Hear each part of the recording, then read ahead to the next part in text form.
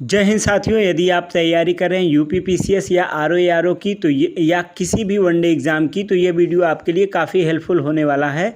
तो चलिए आज इसी क्रम में आगे बढ़ते हुए वीडियो को शुरू करते हैं।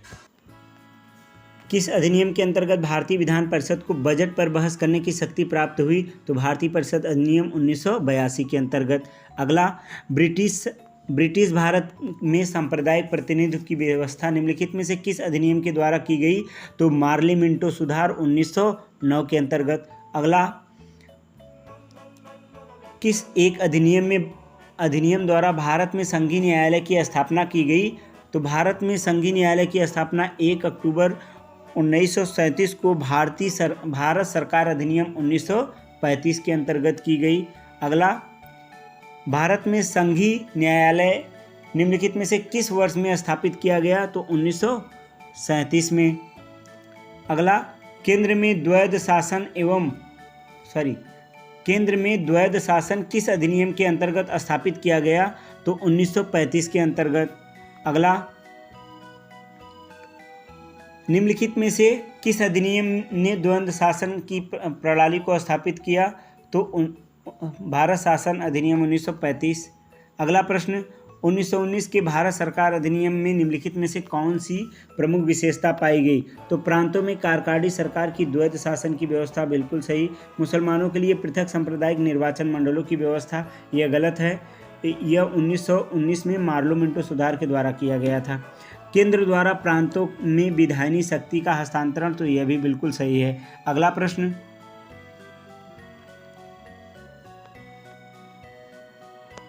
अगला है, किसने ब्रिटिश भारत में प्रांतीय स्वायत्तता शुरू की? तो यह है आपका भारत सरकार अधिनियम 1919 के द्वारा। अगला, भारतीय विधान पालिका प्रथम बार द्विसदनी बनाई गई? तो 1919 भारत सरकार अधिनियम के द्वारा। अगला, केंद्र में कौन सा एक द्विसदनी विधायिका लाया है? तो 1919 एक्ट। निम्नलिखित में से कथनों पर विचार कीजिए। 1919 में मॉन्टेग्यू चेम्सफोर्ड सुधारों में 21 वर्ष से अधिक आयु की सभी महिलाओं के लिए मताधिकार की संस्तुति की गई, तो बिल्कुल गलत है। दूसरा है, 1935 में गवर्नमेंट ऑफ इंडिया एक्ट में विधानमंडलों की महिलाओं के लिए आरक्षित स्थानों का प्रावधान किया गया, तो ये बिल्कुल सही है। अगला, भारत में सिविल सेवा के अंतर्गत निम्नलिखित कौन सा कथन सही है? तो पहला है, भारत सरकार अधिनियम 1919 में भारतीय सिविल सेवा के लिए एक अलग परीक्षा का प्रावधान किया गया जो भारत में होनी थी, बिल्कुल सही। दूसरा, भारतीय सिविल सेवा में 1941 में भारतीयों का प्रतिशत यूरोपियों से अधिक था, तो बिल्कुल सही। अगला प्रश्न, केंद्रीय विधानसभा का निम्नलिखित में से कौन सा निर्वाचन केंद्रीय विधानसभा का निम्न में से कौन सा निर्वाचन भारत शासन अधिनियम 1919 के तहत किया गया? तो 1926 और 1945 का। अगला है, भारत सरकार अधिनियम 1919 के अंतर्गत भारतीय विधायिका का अंतिम निर्वाचन किस वर्ष में किया गया था? 1945 में। राष्ट्रपति को अध्यादेश निर्गत करने की शक्ति प्रेरित है तो किससे है? भारत सरकार अधिनियम 1935 से। अगला, निम्नलिखित में से किस अधिनियम के द्वारा संवैधानिक निरंकुशता का सिद्धांत प्रस्तुत किया गया? तो 1935 के द्वारा, भारत सरकार अधिनियम। अगला, भारत के संविधान में केंद्र और राज्य के बीच किया गया शक्तियों का विभाजन इनमें से किसमें उल्लेखनीय योजना पर आधारित है? तो 1935 के अंतर्गत। निम्न में से एक भारत सरकार अधिनियम 1935 की मुख्य विशेषता नहीं है, तो अवशिष्ट विषय प्रांतीय विधायकों को आवंटित किए गए थे, यह गलत है। अगला, एक संघीय व्यवस्था एवं केंद्र में द्वैध शासन भारत सरकार में लागू किया गया, तो 1935 के द्वारा। अगला, अखिल भारतीय महासंघ की स्थापना का प्रावधान शामिल किया गया, तो 1935 के अंतर्गत। अगला,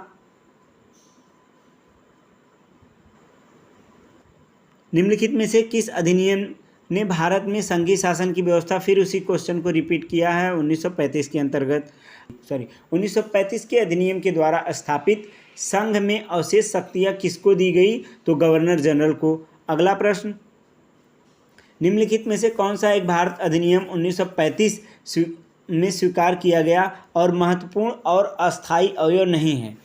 चलिए, तो इसमें कौन है? विधानमंडल में निर्वाचित जवाबदेही नहीं, देश के लिए एक लिखित संविधान, यह बिल्कुल सही है। 1935 का गवर्नमेंट ऑफ इंडिया एक्ट क्यों महत्वपूर्ण है? तो यह भारतीय संविधान का एक मुख्य स्रोत है, बिल्कुल सही। किस अधिनियम के फलस्वरूप बर्मा भारत से अलग हुआ? तो गवर्नमेंट ऑफ इंडिया 1935 के अंतर्गत और 1937 में अलग हुआ। अगला प्रश्न, चलिए अब बात करते हैं संविधान सभा एवं संविधान के निर्माण प्रक्रिया की। तो इसके लिए प्रश्नों को देखते हैं। तो पहला प्रश्न, भारत के लिए संविधान की रचना हेतु संविधान का विचार निम्नलिखित में से सर्वप्रथम किसने प्रस्तुत किया गया था? भारत के लिए संविधान की रचना हेतु संविधान का विचार सर्वप्रथम किसने प्रस्तुत किया था? तो स्वराज पार्टी 1934 में। अगला प्रश्न, स्वतंत्रता के पूर्व दिनों में आरंभ में ही किसने संविधान निर्मात्री सभा का पर विचार प्रस्तुत किया? तो A.N. राय ने। अगला, एक निर्वाचित संविधान सभा के द्वारा भारत संविधान निर्माण करने का प्रस्ताव किया गया था? तो क्रिप्स मिशन के द्वारा। अगला है, कैबिनेट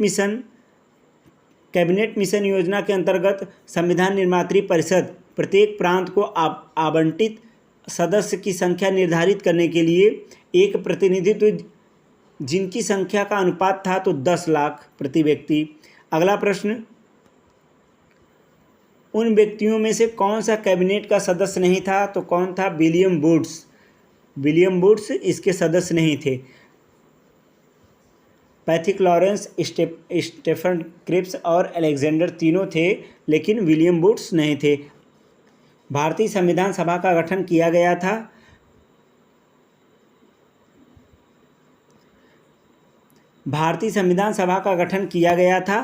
तो कब किया गया था?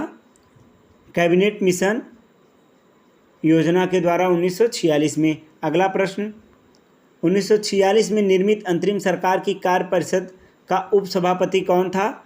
तो इसका जवाहरलाल नेहरू थे। अगला प्रश्न, निम्नलिखित में से कौन अगस्त 1947 में गठित प्रथम अंतरिम सरकार का सदस्य नहीं था? तो कौन नहीं थे? डॉक्टर एस राधाकृष्णन नहीं थे। अगला प्रश्न, बेबल योजना के अनुसार कार्यकारिणी परिषद में हिंदू और मुस्लिम सदस्यों की संख्या समान होनी चाहिए। कारण, बेबल का विचार था कि ऐसी व्यवस्था से भारत का बंटवारा बच जाता है। तो इसका कथन सही है पर कारण गलत है। ऑप्शन सी सही होगा। अगला प्रश्न, निम्नलिखित में से कौन सा कथन संविधान सभा के विषय में सत्य है? तो कौन सा? वह वैश्विक मताधिकार पर आधारित था, बिल्कुल सही है। निम्नलिखित में से कौन सा कथन संविधान सभा के विषय में सत्य है? तो कौन सा सत्य है?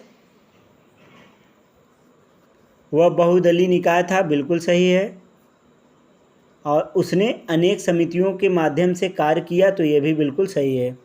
चलिए, यानी ऑप्शन सी सही है। अगला प्रश्न, भारतीय संविधान सभा के संबंध में निम्नलिखित में से कौन सा कथन सही नहीं है? तो कौन सा कथन सही नहीं है? यह वैश्विक मताधिकार पर आधारित नहीं था, यह बिल्कुल गलत है। और यह कई समितियों के माध्यम पर कार्यरत था, यह भी गलत है। चलिए, अगला प्रश्न, निम्नलिखित में से संविधान के बारे में कौन सा कथन गलत है? तो इसका निर्वाचन सार्वभौमिक मताधिकार के आधार पर किया गया था, यह गलत है। अगला प्रश्न, भारत के संविधान का प्रारूप तैयार करने वाली संविधान सभा के सदस्यों को विभिन्न प्रांतों के विधानसभाओं के द्वारा चुना गया था। अगला प्रश्न, भारतीय इतिहास के संदर्भ में प्रांतों में संविधान सभा के सदस्य प्रांतीय विधानसभाओं के द्वारा निर्वाचित हुए थे, बिल्कुल सही है। अगला प्रश्न, संविधान सभा के सदस्यों को कौन कैसे चुनता है? तो प्रांतीय सभाओं द्वारा। अगला प्रश्न, संविधान सभा के चुने गए स्थायी सदस्य कौन थे? तो डॉक्टर राजेंद्र प्रसाद। अगला प्रश्न, संविधान सभा की प्रथम बैठक की अध्यक्षता किसने की थी? डॉक्टर सच्चिदानंद सिन्हा ने। भारतीय संविधान सभा का उद्घाटन अधिनियम की अध्यक्षता किसने की थी? तो डॉक्टर सच्चिदानंद ने की थी। अगला प्रश्न, भारत की संविधान निर्मात्री सभा का अध्यक्ष कौन था? तो डॉक्टर राजेंद्र प्रसाद थे। अगला प्रश्न, स्वतंत्र भारत संविधान सभा के अध्यक्ष कौन थे? तो डॉक्टर राजेंद्र प्रसाद थे। अगला प्रश्न, संविधान सभा के प्रथम मनोनीत उपसभापति कौन थे? तो फ्रैंक एंथोनी थे। अगला प्रश्न, भारतीय संविधान सभा की स्थापना की गई थी, तो कब की गई थी स्थापना? 9 दिसंबर 1946 को। अगला प्रश्न, संविधान सभा की प्रथम बैठक कब की गई थी? तो 9 दिसंबर 1946 को। संविधान सभा का गठन कब हुआ था? तो दिसंबर 1946 को हुआ था। अगला प्रश्न,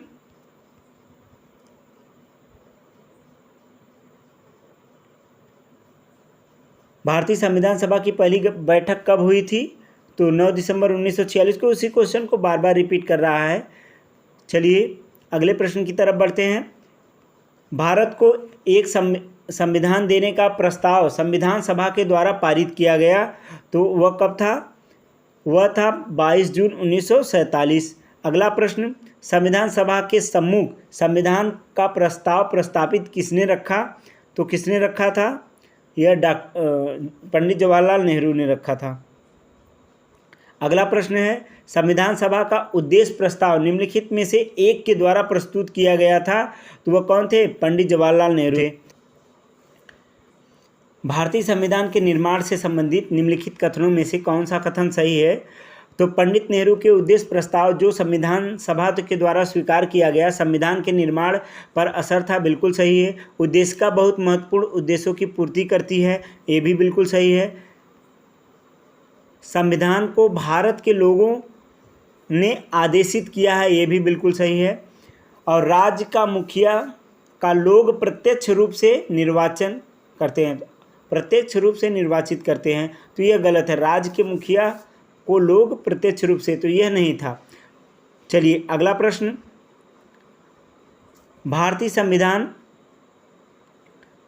अगला प्रश्न है, भारतीय संविधान को बनाने हेतु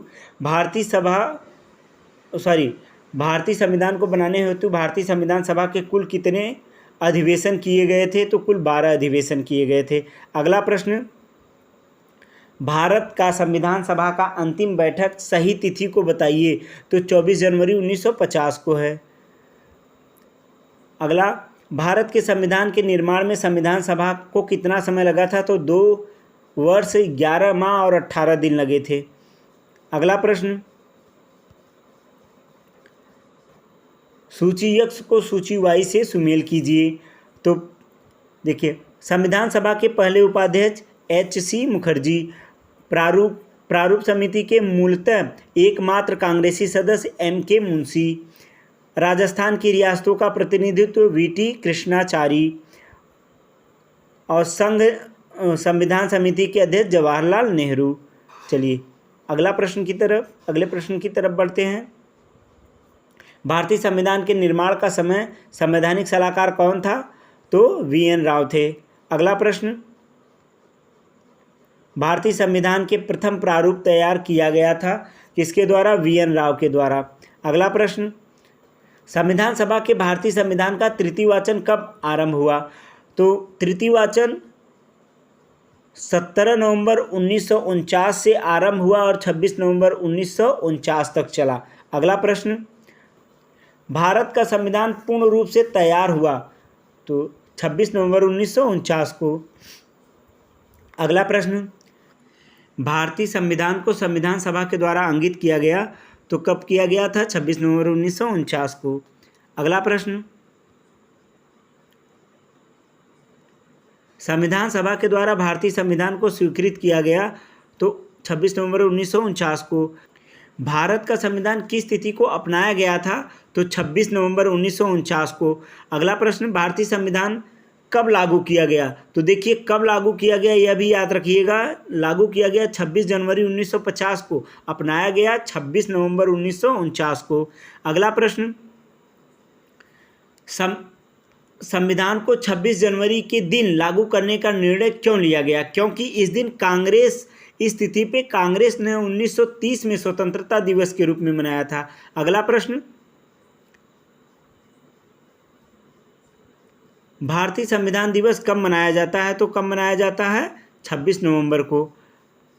भारतीय संविधान को अपनाया गया था तो संवैधानिक सभा के द्वारा। अगला प्रश्न, भारतीय संविधान को 26 नवंबर 1949 को किसके द्वारा अधिनियमित किया गया? तो संविधान सभा के द्वारा। अगला प्रश्न, भारत का संविधान अंगीकृत और अधिनियमित हुआ तो कब हुआ? 26 नवंबर 1949 को। भीमराव अंबेडकर संविधान सभा में निर्वाचित हुए तो बॉम्बे प्रेसिडेंसी से। अगला प्रश्न, भीमराव अंबेडकर का जन्म और मृत्यु। तो भीमराव अंबेडकर का जन्म जो है 14 अप्रैल 1891 को महू मध्य प्रदेश, और मृत्यु 6 दिसंबर 1956 को दिल्ली में। अगला प्रश्न, निम्नलिखित कथनों पर विचार कीजिए।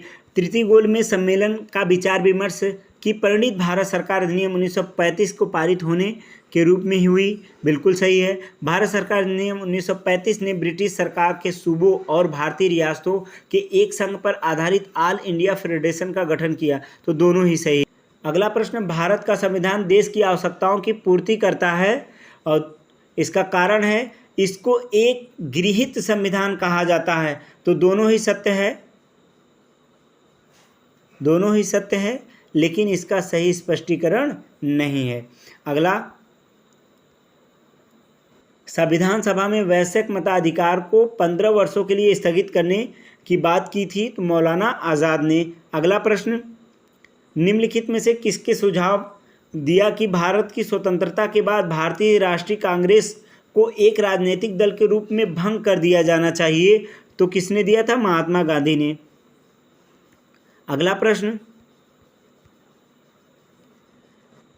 प्रश्न, निम्नलिखित में से किसने कहा था कि एक संविधान एक मशीन की तरह बेजान चीज़ है, इसमें वे लोग जीवन फूंकते हैं जो इसका नियंत्रण करते हैं, और भारत में बस कुछ ईमानदार लोगों की आवश्यकता है जिनके लिए राष्ट्रहित ही सर्वोपरि है? तो किसने कहा था? डॉक्टर राजेंद्र प्रसाद। अगला प्रश्न,